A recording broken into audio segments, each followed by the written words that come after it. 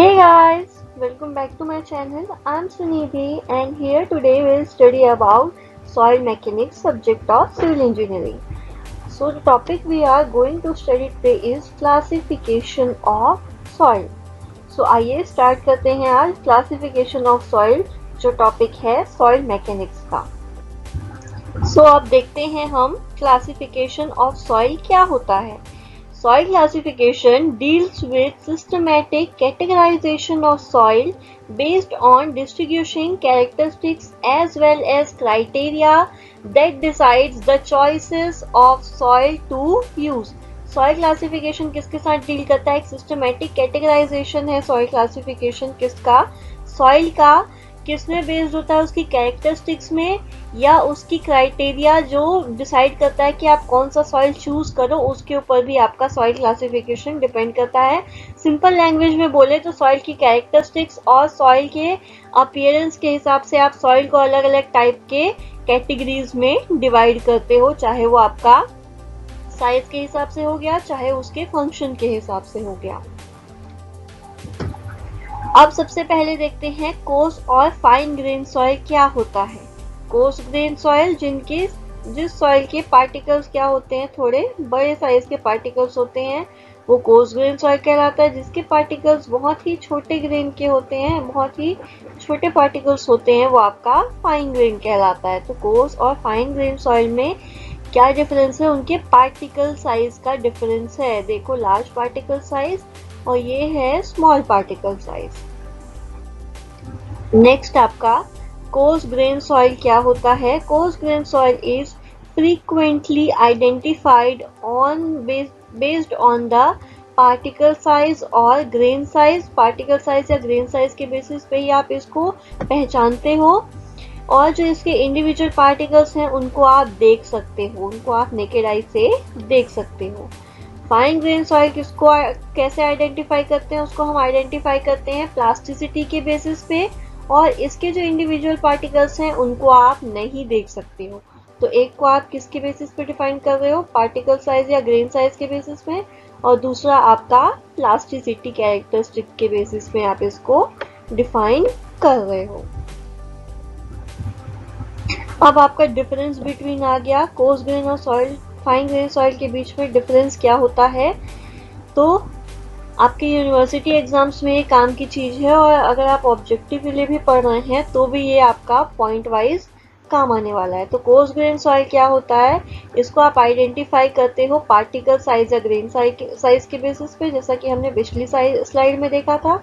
और fine grain soil आपका plasticity के बेसिस पे आइडेंटिफाई होता है. फिर आपका जो कोर्स ग्रेन सॉइल के जो पार्टिकल्स हैं उनको आप देख सकते हो, पर फाइन ग्रेन सॉइल के पार्टिकल्स जो हैं वो डायरेक्ट आई से नहीं विजिबल होते, इनको आपको माइक्रोस्कोप के थ्रू देखना पड़ेगा. कोर्स ग्रेन सॉइल दो क्लास में डिवाइडेड है, सैंड और ग्रेवल में. फाइन ग्रेन सॉइल आपका सिल्ट और क्ले में डिवाइड होता है. जो आपका शेप होता है कोर्स ग्रेन सॉइल में, वो राउंड से लेके एंगुलर के बीच में कोई भी शेप हो सकता है. फाइन ग्रेन सॉइल में आपका स्फेरिकल शेप होता है, किसमें? सिल्ट में आपका स्फेरिकल शेप होता है, और क्ले पार्टिकल्स का शेप आपका फ्लेकी होता है. तो ये डिपेंड करता है आपका कौन सा सॉइल है, उसके हिसाब से शेप चेंज होता है. किसमें? फाइन ग्रेन में. बट कोर्स ग्रेन में आपका सारे पार्टिकल्स का शेप राउंड से लेके एंगुलर के बीच में होता है. फिर नेक्स्ट बोल रहा है कि particle with diameter larger than 4.75 mm are termed as gravel, and particle with diameter range between 4.75 mm to 75 micron is known as sand. तो जो आपका ग्रेवल है, अगर आपका पार्टिकल साइज 4.7 mm 75 mm से ज़्यादा हुआ तो उसको आप ग्रेवल बोलते हो. अगर आपका पार्टिकल इस रेंज के बीच में आता है 4.75 से लेके 75 माइक्रोन के बीच में, तो आप उसको क्या बोलते हो? सैंड बोलते हो. वही चीज़ आपकी फाइन ग्रेन सॉइल के लिए बोल रहा है कि fine grain soils particle diameter that fall between 75 micron to 2 micron are known as silt. 75 micron से लेके अगर 2 माइक्रोन के बीच में जो पार्टिकल है उसको आप सिल्ट बोलते हो, और अगर आपका पार्टिकल डायमीटर 2 माइक्रोन से छोटा है तो आप उसको क्या बुलाते हो? क्ले बुलाते हो. नेक्स्ट है आपका coarse grain soil feels gritty when touched by hand. अगर आप कोर्स ग्रेन सॉइल को हाथ में रखोगे और उसको अपने हाथ से छू के देखोगे तो आपको उसका टेक्सचर थोड़ा सा रफ फील होगा, एकदम साफ सुथरा और चिकना नहीं फील होगा, थोड़ा खुरदुरा फील होगा। तो कोर्स ग्रेन सॉइल आपकी ग्रिटी होती है। और वहीं आपका फाइन ग्रेन सॉइल को अगर आप अपने हाथों से छुओगे तो आपको स्मूथ और चिकना फील होता है और हाथ में वो चिपक भी जाता है। अब नेक्स्ट देखते हैं, कोर्स ग्रेन सॉइल हैव 50% और less material passing the सीव number 200। Course grain soil ऐसा सॉइल है जिसमें 50% या उससे कम मटेरियल सीव नंबर 200 से पास होगा। वहीं उसका अपोजिट क्या हो जाएगा, फाइन ग्रेन, मतलब इसमें 50% या उससे ज्यादा जो सॉइल है वो सीव नंबर 200 से पास हो जाएगी। फिर engineering properties such as strength and compressibility of coarse grain soil are governed by the grain size of the particle and their structural arrangement। यहाँ पे जो इंजीनियरिंग प्रॉपर्टी है जैसे कि स्ट्रेंथ या कंप्रेसिबिलिटी किसकी, कोर्स ग्रेन सॉइल की, उसको कौन गवर्न करता है, ग्रेन साइज ऑफ पार्टिकल और उसका स्ट्रक्चर अरेंजमेंट उसकी गवर्निंग करते हैं। But engineering properties of fine grain soil are controlled by mineralogical factors and moisture content. जो इंजीनियरिंग प्रॉपर्टीज फाइन ग्रेन में सॉइल होती है उसको कौन गवर्न करता है या उसको कौन कंट्रोल करता है, तो उसको उसकी मिनरोलॉजिकल फैक्टर्स, जितने भी मिनरल फैक्टर्स रहते हैं वो, या उसके अंदर कितना % पानी प्रेजेंट है, ये उसकी इंजीनियरिंग प्रॉपर्टी को कंट्रोल करता है। तो यहाँ पे उसकी इंजीनियरिंग प्रॉपर्टी कौन कंट्रोल कर रहा है, ग्रेन साइज और उसका अरेंजमेंट, किस तरीके से आपने उसे जमाया है वो। बट यहाँ पे उसका मिनरोलॉजिकल फैक्टर्स और मॉइस्चर कंटेंट उसका इंजीनियरिंग प्रॉपर्टीज को कंट्रोल कर रहे हैं। फिर नेक्स्ट है, there is no crucial change in strength with the change in moisture condition. अगर आप कोर्स ग्रेन सॉइल में मॉइस्चर कंडीशन चेंज करोगे तो आपका स्ट्रेंथ में कोई भी चेंज नहीं आएगा। बट वहीं अगर आप फाइन ग्रेन सॉइल में मॉइस्चर कंटेंट चेंज करोगे तो उसके स्ट्रेंथ में आपको चेंजेस देखने को मिलेंगे।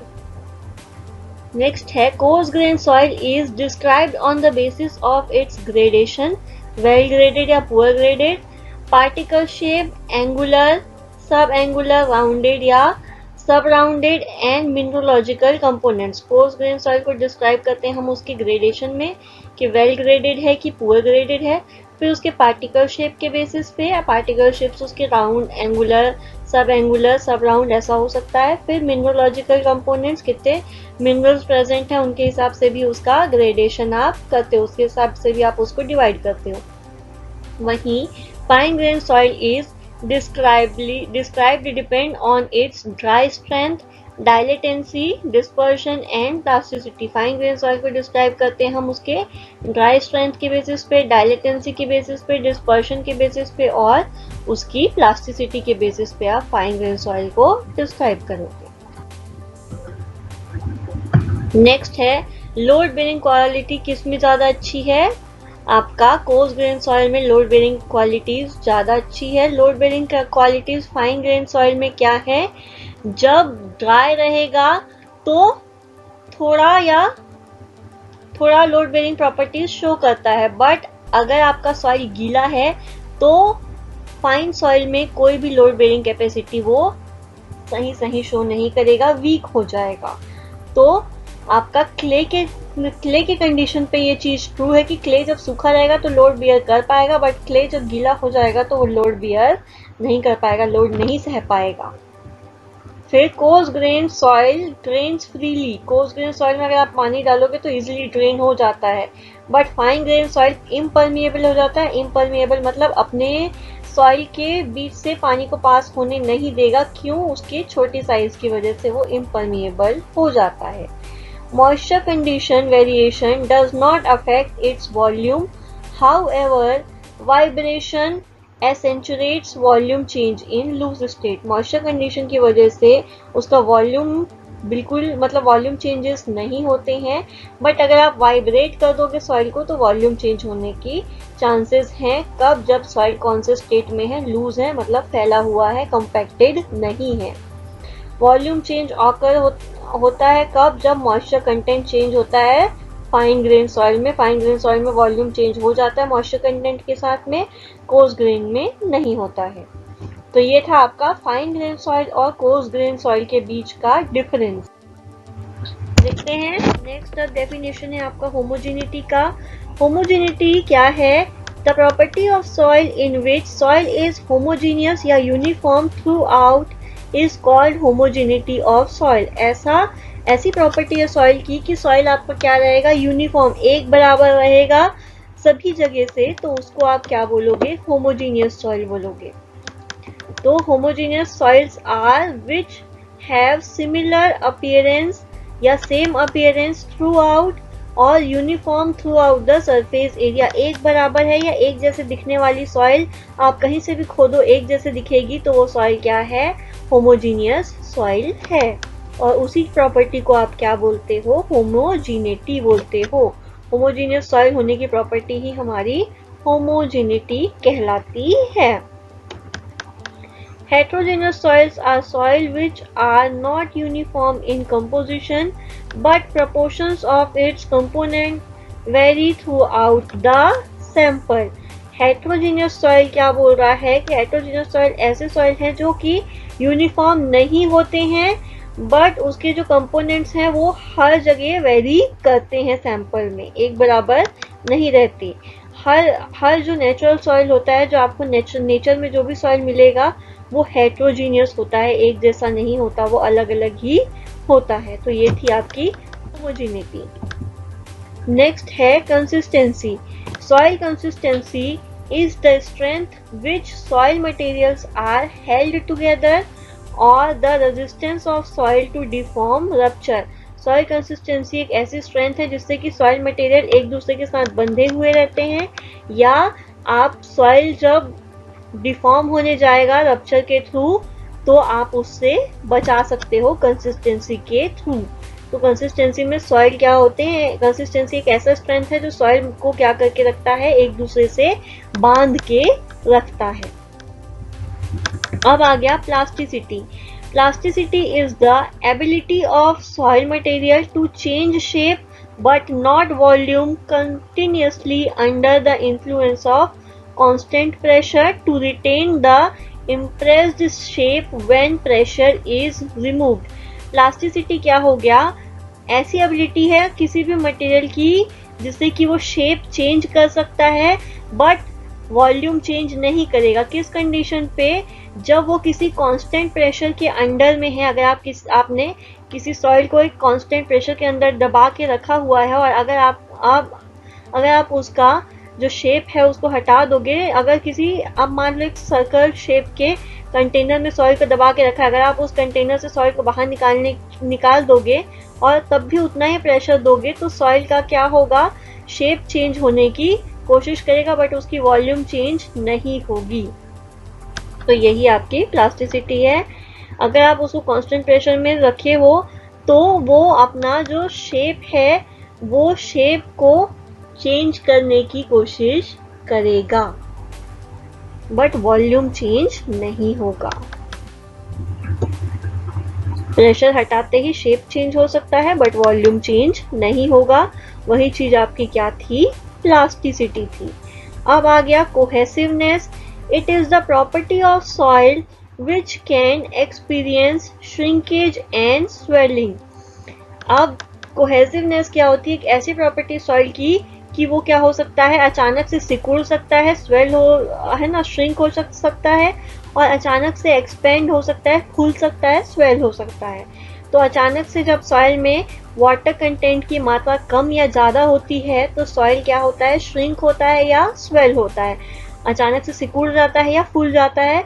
जब आप मॉइस्चर कंटेंट वेरिएट करोगे तो उसी चीज को हम क्या बोलते हैं? कोहेसिवनेस बोलते हैं। ऐसे सॉइल क्या होते हैं? थोड़े स्टिकी होते हैं, चिपकते हैं हाथ में, तो इसलिए इसको स्टिकी सॉइल भी कहा जाता है। कोहेसिव सॉइल क्या होते हैं? जब गीले होते हैं, जब उसमें मॉइस्चर ज्यादा होता है तो सॉफ्ट होते हैं, और जैसे ही वो सूख जाते हैं, मॉइस्चर पूरा उड़ जाता है, ड्राई हो जाता है, तो वो लोग हार्ड हो जाते हैं। वो जो सॉइल है वो आपका हार्ड हो जाता है। इसका एग्जाम्पल है सिल्ट, क्ले, पीट या लोम। ये चारों सॉइल के टाइप होते हैं। अब आ गया टफनेस। टफनेस क्या होता है? Is the property of soil to absorb energy and plastically deformed without fracturing. Toughness एक प्रॉपर्टी होती है सॉइल की जिससे कि वो एनर्जी को एब्जॉर्ब कर सके और प्लास्टिकली क्या हो जाए, डिफॉर्म हो जाए, बिना टूटे, बिना उसमें कोई भी फ्रैक्चर आए, तो एब्जॉर्ब कर सके एनर्जी को और प्लास्टिकली डिफॉर्म हो सके बिना ही फ्रैक्चर हुए, तो ये उसका टफनेस होता है। या resistance to fracture when stress, अगर स्ट्रेस देते हैं तो वो क्या कर लेता है, टूटने से बच जाता है। उसी प्रॉपर्टी को हम टफनेस कहते हैं किसी भी सॉइल में। अब है आपका shear strength। shear strength क्या होता है? shear strength of the soil is the resistance to deformation, continuous shear displacement of soil mass upon the action of shear stress। resistance to deformation हो जाएगा जब आप उसमें shear stress लगाएंगे, है ना। एक्शन जब shear stress लगेगा किसी भी सॉइल में तो वो उसको डिफॉर्म होने से जब बचा देगा, वही चीज आपकी shear strength कहलाएगी। आइए अब आगे बढ़ते हैं। नेक्स्ट देखते हैं आप compressibility. Compressibility is the capability of soil to decrease in volume when subjected to mechanical load. जब आप लोड लगाते हैं किसी भी सॉइल में तो सॉइल क्या होता है, अपना वॉल्यूम को कम कर देता है, दब जाता है, वही चीज उसकी कंप्रेसिबिलिटी कहलाती है। लोड लगाने से सॉइल क्या हो रहा है, दब रहा है, वॉल्यूम में चेंजेस आ रहे हैं, तो वो है कंप्रेसिबिलिटी। अब सॉइल क्लासिफिकेशन सिस्टम देख लेते हैं, कौन कौन से टाइप के सॉइल क्लासिफिकेशन सिस्टम्स आपको पढ़ने हैं। पहला है पार्टिकल साइज क्लासिफिकेशन सिस्टम, फिर है आपका टेक्सचरल क्लासिफिकेशन सिस्टम, थर्ड है highway research board classification, fourth है यूनिफाइड सॉइल क्लासिफिकेशन सिस्टम और फिफ्थ है इंडियन स्टैंडर्ड क्लासिफिकेशन सिस्टम। आइए देखते हैं पार्टिकल साइज क्लासिफिकेशन में सॉइल को हम अरेंज करते हैं किसके बेसिस पे, grain size. Particle size classification नाम से समझ में आ रहा है, पार्टिकल के साइज के बेसिस पे इसको आप अरेंज करोगे। तो पार्टिकल साइज क्लासिफिकेशन में सॉइल को हम अरेंज करते हैं सॉइल के ग्रेन साइज के बेसिस पे या सॉइल के पार्टिकल साइज के, सॉइल के दानों के बेसिस पे उसको हम क्लासिफाई कर रहे हैं। Terms such as gravel, sand, silt and clay are used to indicate grain size। हम ये सारे टर्म्स यूज करते हैं ग्रेन साइज बताने के लिए। These terms are used only as designation of particle size। Particle के साइज का डेजिग्नेशन, पार्टिकल के साइज का टाइप बताने के लिए ही हम ये सारे नाम यूज करते हैं। They do not signify naturally occurring soil types। इनसे हमें हमारे नेचुरल ऑकरिंग सॉइल टाइप्स का पता नहीं चलता है। Naturally occurring soils are mixture of particles of different size, है ना। जो नेचर में जो सॉइल ऑकर होते हैं वो सारे टाइप के पार्टिकल्स का मिक्स होते हैं। ऐसा नहीं होता उसमें कि सिर्फ ग्रेवल प्रेजेंट है, सिर्फ सैंड प्रेजेंट है, सिर्फ सिल्ट प्रेजेंट है या सिर्फ क्ले प्रेजेंट है। वो सारे सॉइल का मिक्सचर होते हैं जो नेचर में हमको सॉइल मिलता है, उसकी बात हो रही है यहाँ पे। तो आप पार्टिकल साइज क्लासिफिकेशन को पार्टिकल के साइज के बेसिस पे क्लासिफाई करते हो, ग्रेन के साइज के बेसिस पे। ये चार नाम हैं जो आपको याद रखने हैं, ग्रेवल, सैंड, सिल्ट और क्ले। इनका सिर्फ आप पार्टिकल के टाइप बताने के लिए ही इनका यूज आप करोगे। और जो नेचुरल सॉइल होता है वो मिक्सचर होता है पार्टिकल का, इंडिविजुअल नहीं होता, मिक्सचर होता है डिफरेंट साइज के पार्टिकल्स। यहाँ पे आपको तीन टाइप के सॉइल दिख रहे हैं। पहला है वेल ग्रेडेड सॉइल, दूसरा है यूनिफॉर्मली ग्रेडेड सॉइल और तीसरा है गैप ग्रेडेड सॉइल। अब आइए देखते हैं ये क्या क्या होता है। वेल ग्रेडेड सॉइल ऐसा सॉइल होता है जिसमें सारे साइज के पार्टिकल मौजूद होते हैं, ठीक है। मतलब छोटे से लेके बड़ा पार्टिकल तक इसमें प्रेजेंट रहेगा तो वो क्या कहलाएगा, वेल ग्रेडेड सॉइल कहलाएगा। छोटे डायमीटर से लेके बड़ा डायमीटर तक का पार्टिकल उसमें मौजूद रहेगा। जैसे कि आपकी नेचुरल सॉइल क्या है, वेल ग्रेडेड सॉइल है।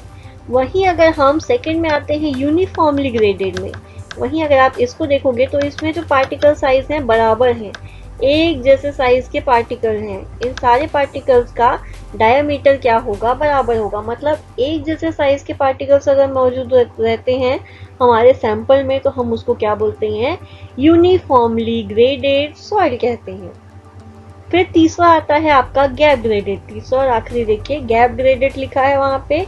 गैप ग्रेडेड ऐसे टाइप के सॉइल होते हैं जिसमें बीच का कुछ पार्ट जो होता है वो मिसिंग रहता है, मतलब कुछ साइज के पार्टिकल्स उसमें क्या रहेंगे, मिसिंग रहेंगे, मतलब मौजूद नहीं रहेंगे, कुछ पार्टिकल साइज उसमें मौजूद नहीं रहेगा। मान लो कि एग्जाम्पल जैसा यहाँ पे दिया है कि अगर छोटे साइज के पार्टिकल प्रेजेंट है और एकदम बड़े साइज के पार्टिकल प्रेजेंट है, बट बीच के पार्टिकल्स क्या है, मौजूद नहीं है। यहाँ पे बीच के इतने पार्टिकल्स क्या है, मौजूद नहीं है।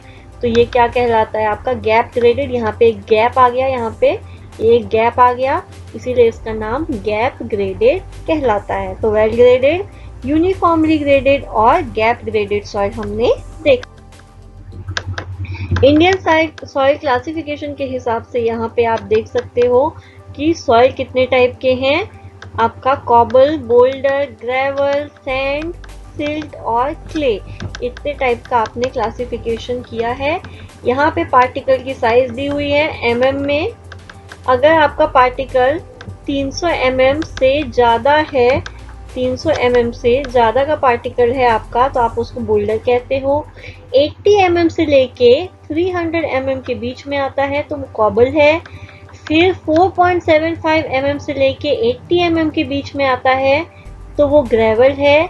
और अगर आपका 0.075 mm या 75 माइक्रोन से लेके 4.75 mm तक आता है तो वो आपका सैंड है।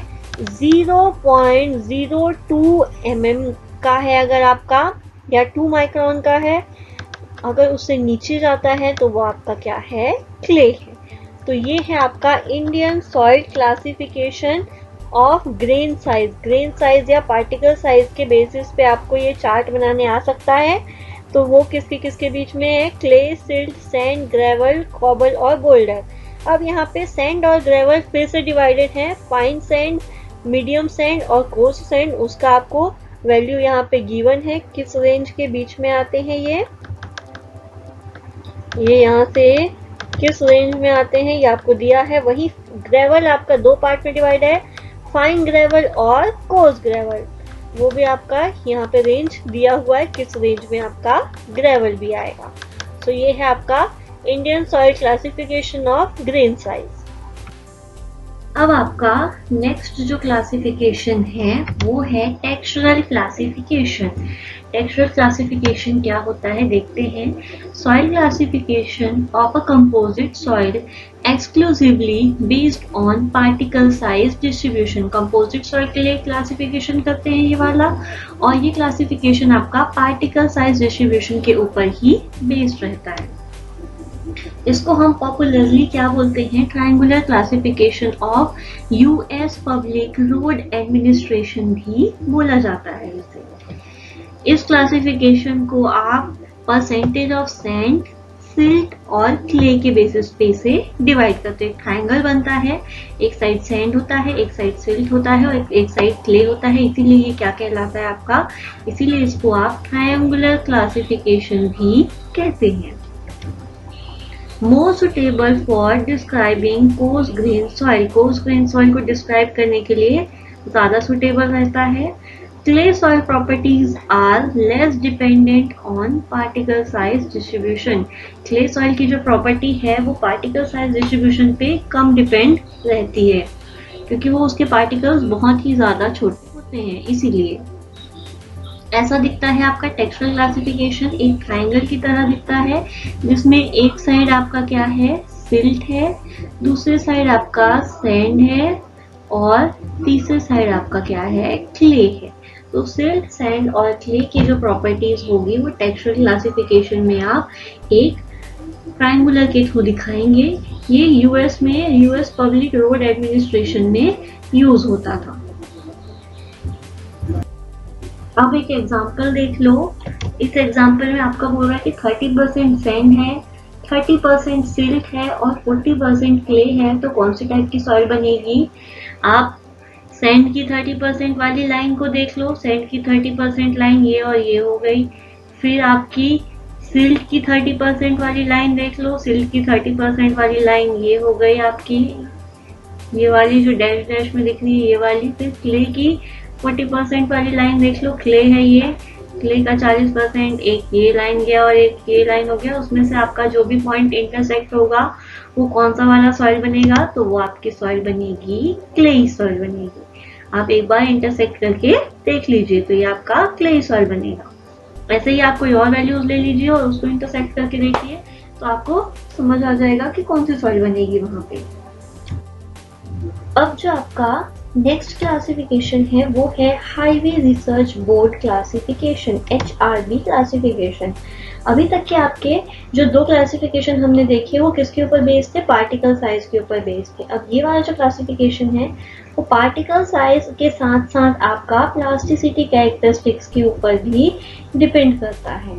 तो पार्टिकल साइज और प्लास्टिसिटी दोनों के ऊपर कौन सा आपका क्लासिफिकेशन डिपेंड करता है, हाईवे रिसर्च बोर्ड। अब नाम से समझ में आ रहा है, हाईवे आ रहा है नाम में, किसकी डिजाइन के लिए किया गया होगा, ये पेवमेंट कंस्ट्रक्शन बनाने के लिए ज्यादातर इसे यूज करते थे।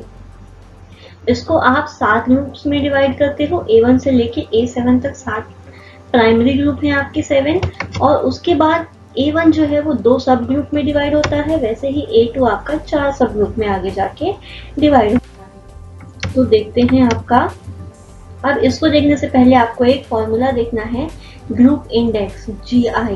ग्रुप इंडेक्स आपका एक फॉर्मूला है, कब यूज होता है आपका सॉइल का परफॉर्मेंस निकालने के लिए। जब आप पेवमेंट कंस्ट्रक्शन कर रहे हैं तो किसी सॉइल की परफॉर्मेंस की एनालिसिस के लिए निकालने के लिए आप कौन सा फॉर्मूला यूज करते हो, ग्रुप इंडेक्स GI का फॉर्मूला यूज करते हो। Not use to place a soil in a particular group, जो अभी चार्ट देखेंगे हम आगे, उसमें किसी ग्रुप में रखने के लिए कोई सॉइल को हम इसमें यूज नहीं कर रहे हैं। It means rating the value of soil as a subgrade materials within its own group. ये हमारा क्या करता है, सॉइल को रेटिंग देता है as a subgrade material. Subgrade material के लिए सॉइल किस तरीके से काम आएगा उसकी एक रेटिंग देता है कि ये आप जैसे देते हो ना 5 स्टार रेटिंग 4 स्टार रेटिंग देते हो, वैसे ही ये रेटिंग देता है, वैल्यू बताता है कि ये वैल्यू जैसे आपकी हायर वैल्यू आई तो वो अच्छा है, कम वैल्यू आई तो वो आपका सबग्रेड बनाने के काम नहीं आ सकता सॉइल। किसके, हाईवे के लिए। हाईवे के लिए देख रहे हैं हम, हाईवे रिसर्च बोर्ड में है तो हाईवे के बारे में बात चल रही है, हाईवे का सबग्रेड मटेरियल। जितनी ज्यादा आपकी GI की वैल्यू होगी, आपका जो मटेरियल है वो उतना ज्यादा क्वालिटी मटेरियल की क्या होगी, गिरती जाएगी। मतलब सबग्रेड की वैल्यू जितनी ज्यादा, आपका मटेरियल उतना ज्यादा कमजोर। ये आपका GI वैल्यू हम ऐसे निकालते हैं, ये आपका फॉर्मूला है GI निकालने का। ये जो दिख रहा है ये आपका फॉर्मूला है GI निकालने का। किसके ऊपर बेस्ड है आपका GI निकालने का फॉर्मूला, पहला जो है amount of material passing 75 micron ISC, 75 micron ISC से जो मटेरियल पास होगा उसके ऊपर डिपेंड करता है। इसमें कौन कौन सी वैल्यू डिपेंड करती है, A की वैल्यू और B की वैल्यू आपकी डिपेंड करती है। 75 माइक्रोन सीव में A की वैल्यू और B की वैल्यू डिपेंड करती है। लिक्विड लिमिट में C की वैल्यू डिपेंड करती है, प्लास्टिक लिमिट में D की। अभी ABCD क्या है, ये सारी वैल्यूज हैं आपकी ABCD की। अभी कहाँ यूज होगा, ये होगा आपका ग्रुप इंडेक्स के फॉर्मूले में। ग्रुप इंडेक्स का फॉर्मूला है 0.2A plus 0.005 AC plus 0.01 BD। This is your group index formula. इसमें जो ABCD है उसकी वैल्यूज आपको यहाँ पे दी हुई है। ये सारी वैल्यूज आपकी A, B और CD की वैल्यूज हैं। किसके किसके ऊपर डिपेंड करता है, amount of material passing 75 micron ISC, इसमें A और B की वैल्यू डिपेंड करती है, देख लो। और उसके बाद में आपका लिक्विड लिमिट पे क्या डिपेंड करता है, लिक्विड लिमिट पे आपका C की वैल्यू डिपेंड करती है। और प्लास्टिसिटी इंडेक्स या प्लास्टिक लिमिट पे आपका कौन डिपेंड करता है, D की वैल्यू डिपेंड करती है। तो ये आपका ग्रुप इंडेक्स का फॉर्मूला और A, B, C और D की वैल्यूज। ये आपका हाईवे रिसर्च बोर्ड क्लासिफिकेशन का टेबल है, HRB क्लासिफिकेशन का आपका टेबल यहाँ पे बना हुआ है। इसके थ्रू ही आप क्लासिफिकेशन करोगे। अब क्या होता है एक बार देख लो। आपको कहाँ से कहाँ जाना होता है, लेफ्ट से राइट की तरफ आप प्रोसीड करते हो। यहाँ से ये लेफ्ट हो गया, लेफ्ट से देखते देखते आप राइट की तरफ बढ़ते हो। चार्ट में करेक्ट ग्रुप आप कैसे बनाओगे, प्रोसेस ऑफ एलिमिनेशन, बाकी जो ग्रुप्स हैं उनको एलिमिनेट करके आपको सही ग्रुप मिलेगा, तो वो चीज़ आपका प्रोसेस ऑफ एलिमिनेशन के थ्रू आप सही ग्रुप पहचानोगे। The first group from left into which the test data will fit will be the correct classification. आप लेफ्ट से जाते जाओगे, जो भी आपका जो डाटा आपने निकाला है वैल्यू, अगर वो इसमें से जिस भी ग्रुप में फिट हो गया वही उसका करेक्ट ग्रुप होगा, किससे, लेफ्ट से राइट जाते हुए। Group index should be rounded off to nearest integer and placed in the parenthesis. आपका जो ग्रुप इंडेक्स है उसकी वैल्यू को आप राउंड ऑफ कर देते हो, इंटीजर वैल्यू लेते हो, डेसिमल वगैरह में नहीं लेते, और आप उसको करेक्ट पैरेंथेसिस में उसको पुट कर देते हो, जैसे कि A226, ठीक है, यहाँ पे देख लो A22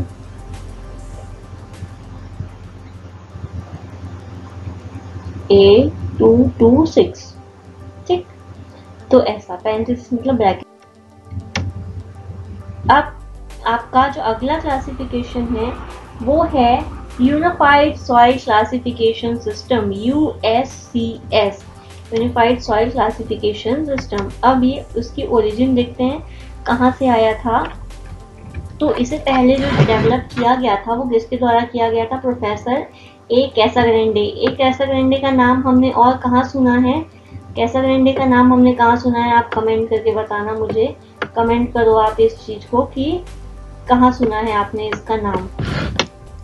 ए कैसाग्रेंडे 1948 में for the purpose of airfield construction during world war 2, airfield का कंस्ट्रक्शन कर रहे थे वर्ल्ड वॉर 2 के टाइम पे, तब उन्होंने ये वाला जो क्लासिफिकेशन सिस्टम है वो डेवलप किया था। उसके बाद में इसको हमने और मॉडिफाई किया, और अब हम इसको डैम, फाउंडेशन या अदर जो भी कंस्ट्रक्शन करते हैं उसमें हम इसको अब यूज कर लेते हैं।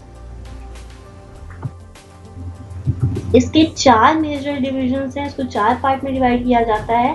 पहला हो गया आपका कोर्स ग्रेन सॉइल, फिर डिवाइड करते हैं फाइन ग्रेन सॉइल में, फिर डिवाइड करते हैं ऑर्गेनिक सॉइल में, और चौथा है आपका पीट। इस 4 डिविजन्स में हम इसको डिवाइड करते हैं। अब क्लासिफिकेशन देख लीजिए। जो सॉइल है इसको आप 15 ग्रुप्स में 15 ग्रुप में आप डिवाइड करते हो। हर ग्रुप को आप सिंबल देते हो, उस सिंबल में 2 कैपिटल लेटर्स रहते हैं। पहला जो कैपिटल लेटर होता है वो मेन सॉइल का नाम बताता है, और दूसरा जो लेटर रहता है वो उसका जो सेकेंड सॉइल रहता है ना, जो उसकी ग्रेडेशन हो गया या प्लास्टिसिटी हो गया, मतलब आपका पार्टिकल साइज या प्लास्टिसिटी के ऊपर डिपेंड करता है, वो उसका सेकेंड लेटर होता है, वो सेकेंड सॉइल के बारे में बताता है आपका।